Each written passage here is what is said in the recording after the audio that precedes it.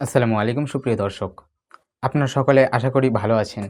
আজকে আমি আপনাদের মাঝে এমন একটি ঘটনা শেয়ার করব এই যে জুলাই গণঅভ্যুত্থানের, যেটা শোনার পরে মানে আপনি অবাক হয়ে যাবেন যে একজন মানুষ এই কারণের জন্য একজন জীবিত মানুষকে মৃত বানিয়ে দিতে পারে।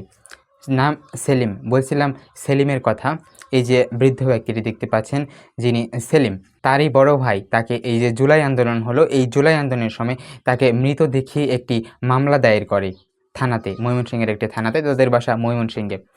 এই জীবিত ব্যক্তিকে মৃত দেখিয়ে মামলা দায়ের করে যে পুলিশের গোলাগুলিতে মামলাটি লোকটি মারা গিয়েছে এবং সরকারিভাবে মৃত দেখাতে চায় তারই বড় ভাইয়েরা। এই বলে একটি মামলা দায়ের করে।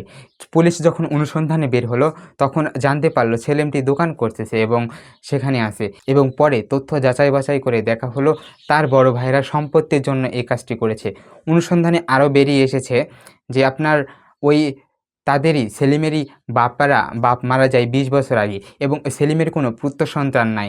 পুত্র সন্তান না থাকায় সেলিমের জমি জমার উপর নজর পড়ে তার এই বড় ভাই এবং ভাস্তাদের ওপরে, এবং তারা এই জমিজমা পাওয়ার জন্য তাকে এই জুলাই গণঅভ্যুত্থানে মৃত দেখানোর চেষ্টা করে, এবং এই ঘটনাটি অনুসন্ধানে বের হয়ে এসেছে।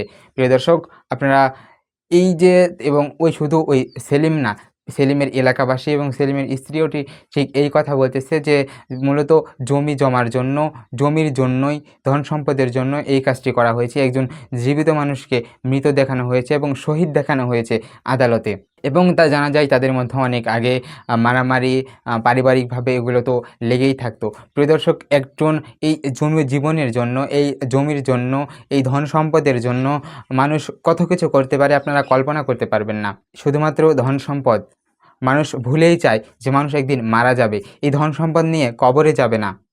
প্রিয় দর্শক, ধন সম্পদ নিয়ে বাড়াবাড়ি না, ধন সম্পদ নিয়ে বাড়াবাড়ি করা ঠিক না।